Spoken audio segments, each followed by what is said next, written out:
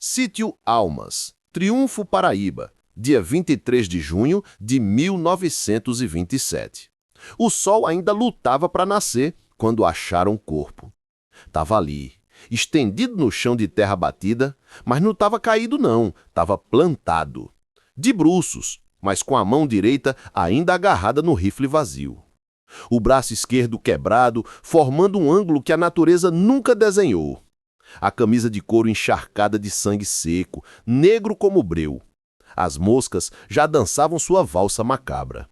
Ao redor, pegadas, dezenas delas, mas nenhuma chegava perto demais. Como se até morto um homem ainda metesse respeito.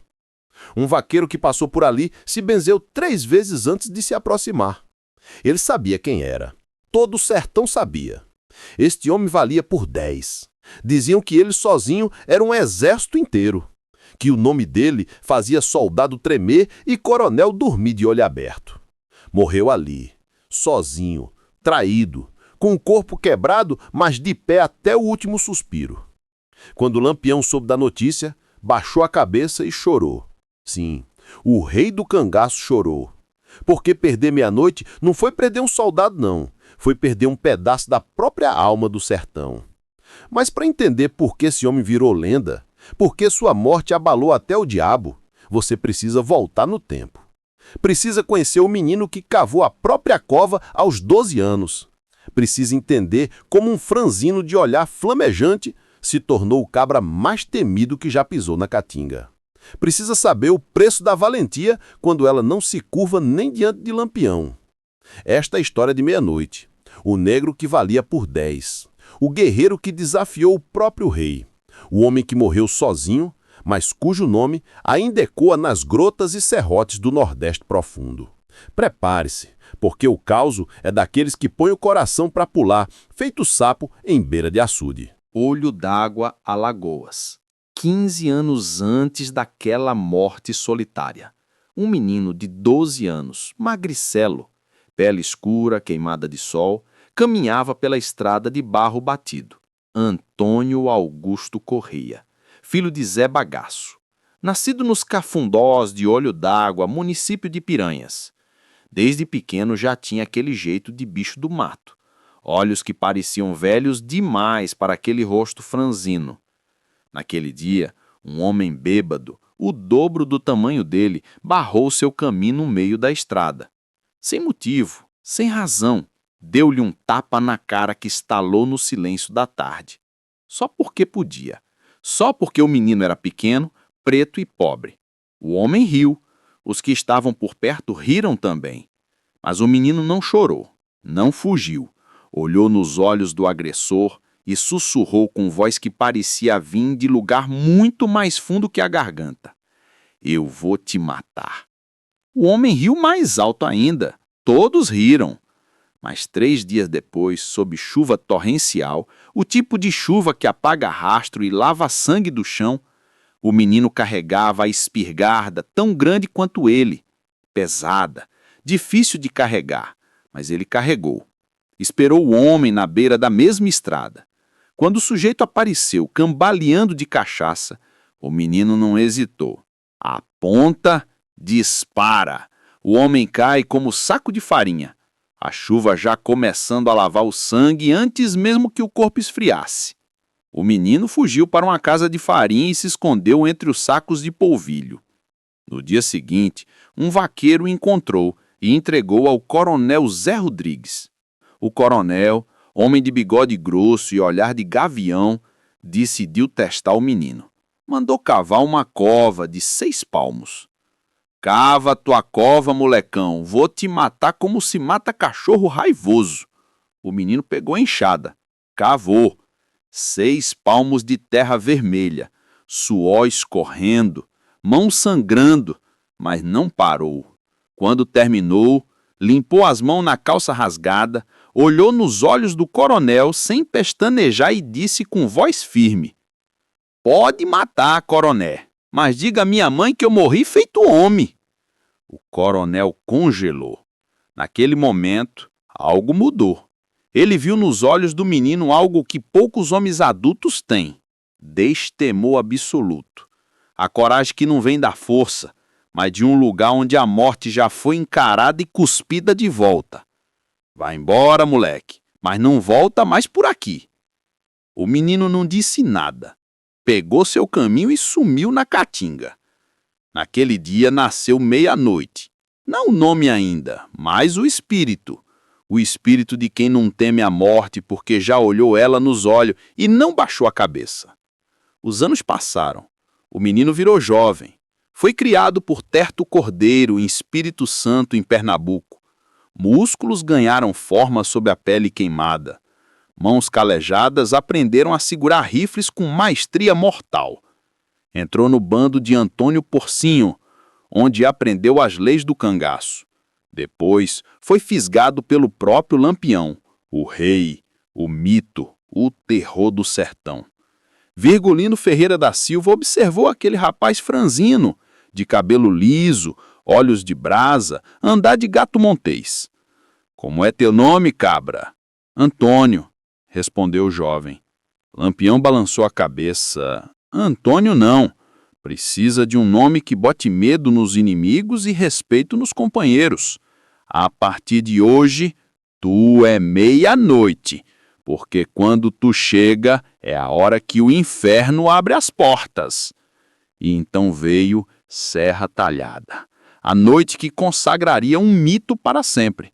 Noite de lua minguante, o bando de Lampião atravessava uma vereda apertada quando explodiu a emboscada. Tiro de todo lado, uma volante traiçoeira escondida nas pedras esperando o momento certo. Os cangaceiros correram, se dispersaram.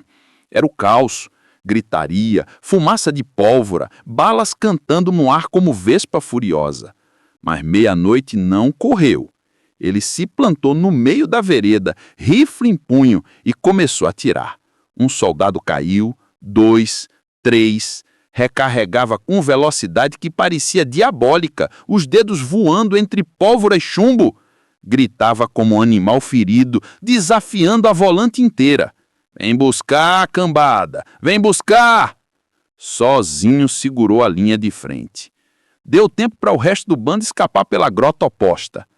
Quando os cangaceiros voltaram para resgatar o corpo, porque todos achavam que ele estava morto, encontraram meia-noite de pé, o cano do rifle ainda fumegando, 3 soldados caídos aos pés dele, mais 2 feridos arrastando-se para longe. Lampião se aproximou devagar, incrédulo, e colocou a mão no ombro do rapaz ensanguentado, mas inteiro. Esse negro sozinho vale por 10. A frase correu o sertão, como o vento na caatinga. Meia-noite virou lenda viva, o homem que não recuava, o guerreiro que, quando a bala acabava, avançava com a faca, e quando a faca quebrava, avançava com os dentes. Participou de inúmeros assaltos, emboscadas e tiroteios, sempre na frente da fileira, sempre com a espingarda apontada e a bala na agulha. Sertão da Paraíba. Acampamento do bando após uma rifa gorda em Cajazeiras. Os cangaceiros descansavam, contando dinheiro, rindo, jogando baralho. Meia-noite dormiu pesado, o cansaço de 3 dias de cavalgada pesando nas pernas. Acordou com o sol já alto e foi buscar seu embornal. Vazio. Alguém roubou os contos de réis que ele tinha ganhado com suor e sangue. Meia-noite se levantou como um touro furioso. Chutou pedra, chutou lata, gritou aos 4 ventos: "Quem foi o safado que roubou meu dinheiro? Quem foi?" O bando inteiro acordou assustado. Lampião saiu da barraca, Maria Bonita atrás dele, os olhos ainda inchados de sono. Meia-noite apontou para Antônio Ferreira e Livino, 2 dos mais próximos de Lampião. "Foram esses 2. Eu sei que foram." Os acusados negaram, ofendidos. Fez escarcéu, gritou para todo lado. A tensão cresceu. Mãos foram para os punhais. O bando inteiro estava a 1 segundo de virar um matador interno. Lampião levantou a mão, autoritário. "Chega. Meia-noite, eu vou te dar o dinheiro de volta. Mas tu tem que entregar as armas. Não posso deixar tu matar meus homens por suspeita." O silêncio que caiu foi pesado como pedra de moinho. Todos olhavam para Meia-noite. Todos esperavam sua resposta. Meia-noite olhou para Lampião. Seus olhos faiscavam de raiva e orgulho ferido. Lentamente, muito lentamente, ergueu o mosquetão e apontou. Não para Antônio, não para Livino, para Lampião. Se tiver homem no meio dessa imundície que vem tomar minhas armas, inclusive você também, nego velho. O mundo parou, o vento parou, até as cigarras pararam de cantar. Maria Bonita colocou a mão no braço de Lampião, sussurrando: Virgulino, calma. Coresco ao lado já tinha a mão no revólver. Zé Baiano também. O bando inteiro estava 1 segundo e explodia em violência fratricida. Mas Lampião conhecia meia-noite, sabia que o homem não estava blefando, sabia que se empurrasse, meia-noite puxaria o gatilho. E talvez acertasse, talvez matasse o rei do cangaço ali mesmo, no meio do acampamento, diante de todos. Lampião ajustou o chapéu devagar, cuspiu no chão e falou, voz calma, mas firme como pedra. Tu é meu amigo, meia-noite. Tu é meu irmão de arma, mas não pode abusar. Já te dei o dinheiro. Se não gostou, pode ir. Meia-noite manteve o rifle apontado por mais 5 segundos. Cada segundo parecia uma eternidade. Então, lentamente, abaixou a arma. Cuspiu no chão também. Eu vou. Pegou seu embornal, seu rifle, sua faca, seu lenço vermelho e começou a andar. Para trás, de costas, olhando para todos, porque no cangaço, dar as costas é morrer. Lampião não ordenou que atirassem. Ninguém atirou. Todos assistiram em silêncio enquanto o homem que valia por 10 desaparecia na caatinga, caminhando de ré, rifle pronto, olhos fixos no bando que um dia foi seu lar. Naquele dia, o cangaço perdeu seu maior guerreiro, não por bala, não por traição das volantes, por orgulho. O mesmo orgulho que fazia meia-noite valer por 10 era o mesmo que não o deixava se curvar, nem para Deus, nem para Lampião. Meia-noite andou léguas e mais léguas, cruzando brotas, matas, açudes secos, até que achou guarida no sítio Tataíra, perto de Princesa, na Paraíba. Com ele ia só uma mulher, Zumira, a paixão mais louca que já lhe queimara o peito. Zumira era fogosa, valente, de língua afiada e coragem de homem. Dizia que preferia morrer do que ver seu homem de joelhos diante de qualquer coronel ou capitão. Os dois viveram dias de calmaria com gosto de mel de jandaíra. Mas o sossego do cangaço é traiçoeiro, dura pouco, sempre tem cobra escondida na moita. Meia-noite, mesmo na sombra do amor, dormia com a espingarda ao lado e a faca sob o travesseiro. Foi numa dessas noites de luz tatelada no céu que chegou a notícia na zurê do coronel Zé Pereira.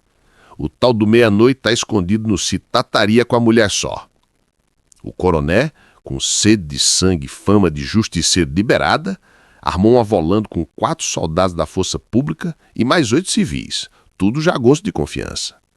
Marcharam feito cobra rastejando no escuro até que por volta das 2 da manhã chegaram no sítio. Rodearam as casas uma por uma em silêncio de cemitério. Não acharam nada nas primeiras 2, mas quando bateram na terceira, escutaram de dentro. Quem é? Os meninos do coronel? Silêncio pesado. Depois veio a resposta seca, cuspida com desprezo. Eu não abro porta para estranho não, e Zumira não deixa não. Abra, cabra, queremos só um gole d'água. A resposta de meia-noite cortou a noite como navalha. Aqui não tem água, tem é chumbo. E então o inferno foi aceso. O som da primeira bala riscando o ar acordou até as corujas do mato. Meia-noite, de dentro da casa, virou fera enjaulada. Zumira se escondeu atrás de uma parede, mas não largava o punhal. A casa tremia com cada tiro, cada grito, cada xingamento. Se tiver coragem, vem buscar, gritava o cangaceiro no meio da fumaça da pólvora. A volanta atirava com raiva, mas ninguém ousava invadir. Aquilo era um só cabra, um só. E ainda assim segurava 12 homens armados na base da valentia pura. Depois de 1 hora de tiroteio que parecia nunca acabar, meia-noite percebeu que as balas estavam acabando. Olhou para Zulmira, que tremia, mas não chorava. Com o coração apertado, decidiu: eu não vou deixar tu morrer por minha causa. Gritou para fora: vamos fazer um trato, cambada, solte minha mulher. Ela sai e depois a gente continua a festa. O comandante da volante, com um pouco de honra ainda no peito, aceitou. A porta se abriu, ou melhor, o que restava dela. Zulmira saiu devagar, com a trouxa no braço, olhando nos olhos de cada soldado como se estivesse gravando cada rosto para nunca esquecer. Meia-noite, sozinha agora, gritou com fúria que ecoou pela noite: eu sou Meia-Noite, caba de Lampião, nascida em meio da desgraça. Vamos ver se vocês são homem para me derrubar. Os tiros recomeçaram mais ferozes. Meia-Noite disparava de um canto, rolava para o outro, e quando a bala faltava era no grito que ele assustava. Mas os homens da volante não vinham só com coragem, não. Vinha também com reforço. O tenente Manuel Benício, Francisco de Oliveira e o sargento Clementino chegaram com 84 homens. Era gente demais para um só cangaceiro. Mesmo que esse cangaceiro valesse por 10. Meia-Noite ouviu o toque da corneta de guerra e soltou um grito que foi meio riso, meio desafio: pode vir, cambada, ou eu mato ou eu viro defunto valente. No meio da saravada de chumbo, ele ainda feriu uns cabra e foi baleado de raspão na perna. Mesmo mancando, pulou uma cerca para tentar escapar. Mas o destino lhe pregou uma peça cruel. Ao cair do outro lado, quebrou o braço. A dor foi lancinante, cegante. Ainda assim se arrastou por 2 léguas, deixando rastro de sangue pela caatinga. Chegou cambaleando na casa de um agricultor no sítio João Moco e pediu ajuda. O homem prometeu buscar um curandeiro, mas o safado traiu Meia-Noite, indirect chamar o subdelegado Ronco Grosso. 5 homens vieram pegar o cangaceiro. Meia-Noite, mesmo com o braço quebrado e a perna sangrando, ainda trocou tiro com a polícia, mas sem munição, virou presa fácil. Quando o dia clareou, os soldados invadiram a casa. Estava vazia. O caba sumira como alma penada. Procurar durante dias, esquadrinhar cada grota, cada serrote, cada buraco de pedra. Seguir o rastro de sangue que de repente sumia, reaparecia léguas depois, sumia de novo. Era como se Meia-Noite tivesse virado vento, fumaça, fantasma. Só no dia 23 de junho de 1927 é que encontraram o corpo dele no sítio Almas, em Triunfo. Ninguém sabe como ele chegou lá. Como um homem com um braço quebrado, a perna estraçalhada, sem água, sem comida, sem munição, conseguiu andar léguas e léguas pela caatinga. Mas conseguiu. Morreu sozinho, traído, ferido, mas morreu como viveu, de pé. A notícia da morte de Meia-Noite se espalhou pelo sertão como fogo na palha seca. Lampião estava acampado nas bandas de Canindé quando o mensageiro chegou ofegante, quase caindo do cavalo. Capitão, Meia-Noite caiu. Mataram ele em Triunfo. Lampião, que estava limpando o rifle, parou, não disse nada. Ficou ali, imóvel, segurando a arma, olhando para o horizonte. Maria Bonita se aproximou devagar, tocou seu ombro, Virgulino. Ele balançou a cabeça lentamente e sussurrou: Meia-Noite valia por 10. Em Tataíra, ele valeu por 100. Baixou a cabeça. E pela primeira vez em anos, os homens do bando viram lágrima nos olhos do rei do cangaço. Não eram lágrima de fraqueza. Era lágrima de quem perdeu um irmão, de quem sabe que um pedaço da própria lenda acabou de morrer naquele sítio distante. Dias depois, Lampião se sentou calado na beira de um riacho seco. A água já não corria ali, mas os pensamentos do capitão fervilhavam como caldeirão de feitiço. Maria Bonita se aproximou devagar, sem dizer nada. Ela sabia que quando Lampião ficava assim, era porque o juízo estava pesando. Nego véi, murmurou ela, Meia-Noite era teu irmão de arma. Virgulino balançou a cabeça, o zóio fixo no horizonte. Não era só irmão, Maria. Era um pedaço do meu nome. Ele tombou por conta de traidor. E no meu sertão, traidor não fica de pé. Foi aí que Curisco chegou com a notícia que acendeu a última brasa do ódio. Capitão, o coronel Zé Pereira, aquele mesmo que armou a volante contra Meia-Noite, está se preparando para festejar São João na fazenda Tataíra, Convidou delegado, juiz, padre e até o diabo. Lampião cuspiu no chão, se levantou, pegou o punhal e falou baixo, mas com a força de trovão: então vamos dançar também, Corisco, porque São João vai ter fogueira de carne. Durante 3 dias o bando se preparou como nunca. A pólvora foi dividida, os rifles limpos, as facas afiadas até cortar pensamento. No acampamento, ninguém falava alto. Era um silêncio só quebrado pelas orações de Dona Dadá e pelo martelar das balas no tambor dos revólveres. Na véspera da festa, o bando partiu em silêncio pela vereda dos Mandacarus. A poeira subia sob os cascos, mas ninguém falava. Era como se os próprios espinhos do sertão abrissem caminho para os cangaceiros. Na fazenda do coronel Zé Pereira, a festança já estava comendo solta. Tinha milho verde, pamonha, forró tocando na sanfona, jagunço rindo alto, embriagado de cachaça e arrogância. O coronel, com um bigode suado e a barriga cheia, brindava com os convidados.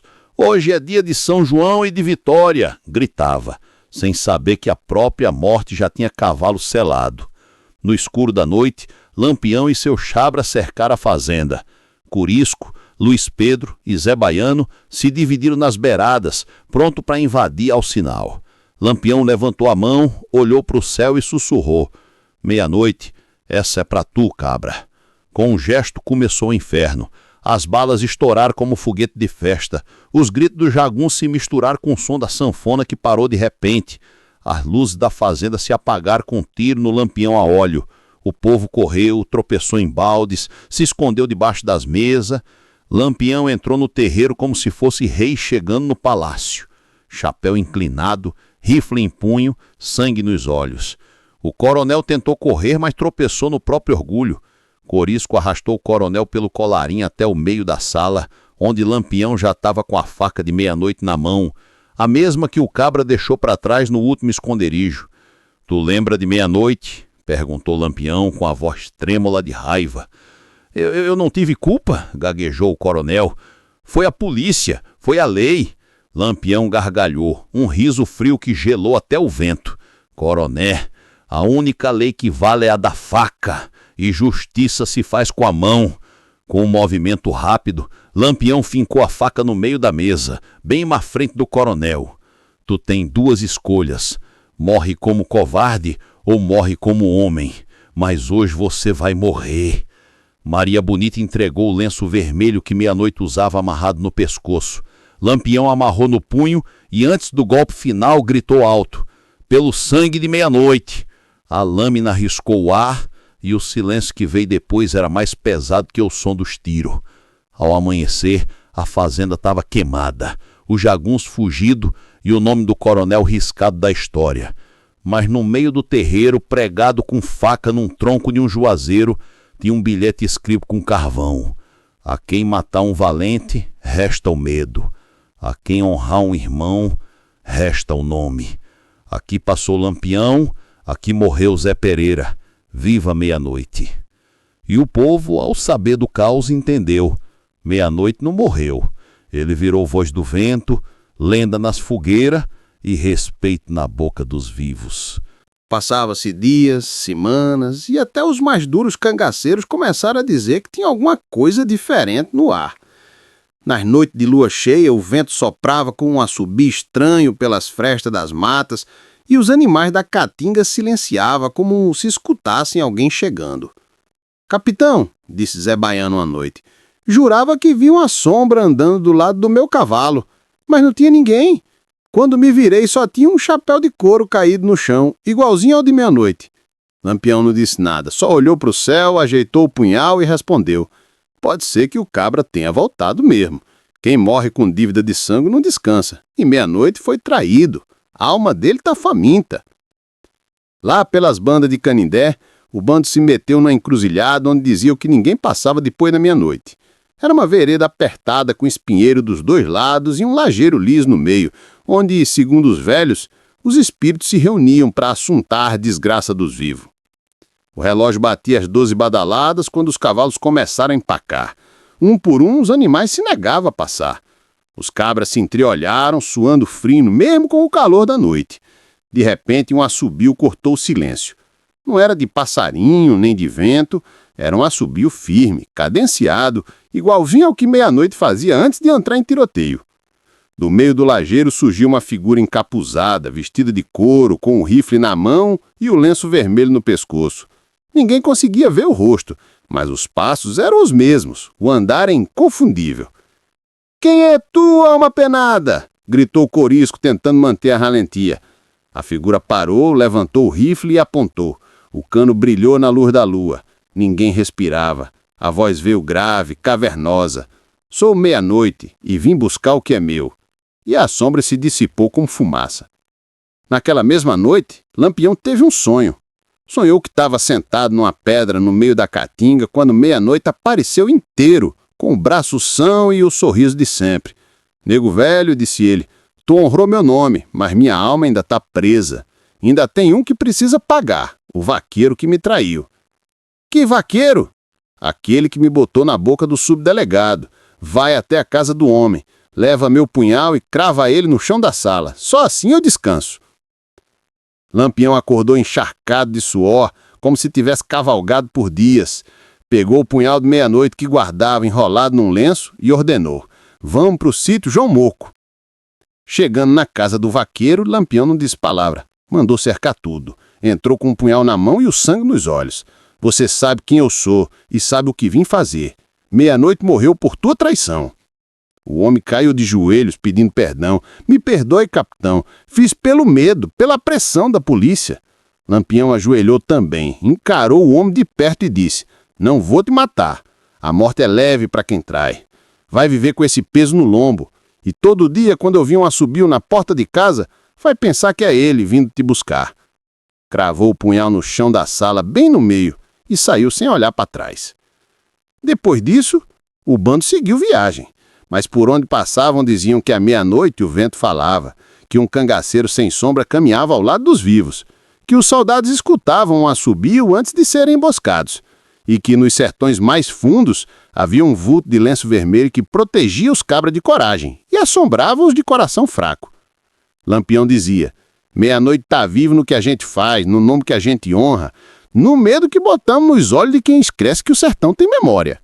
E assim, meu irmão, termina o causo do cangaceiro meia-noite. Aquele que nasceu valente, morreu traído e virou lenda.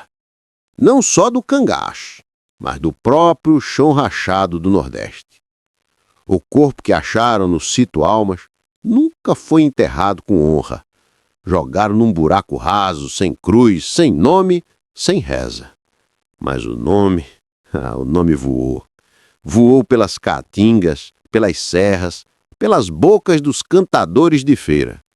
Meia-noite virou verso de cordel, virou canção de violeiro, virou assombração que protege os valentes e assusta os covardes.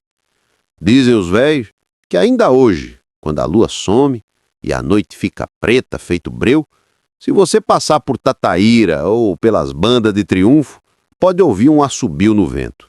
Não é vento não, é meia-noite cavalgando na escuridão, buscando justiça para os que morreram traídos. Dizem também que nas encruzilhadas mais perigosas, onde cangaceiro e volante já trocaram tiro, aparece um vulto de lenço vermelho. Não fala, não ataca, só olha. E se você for homem de coragem, ele acena com a cabeça e some.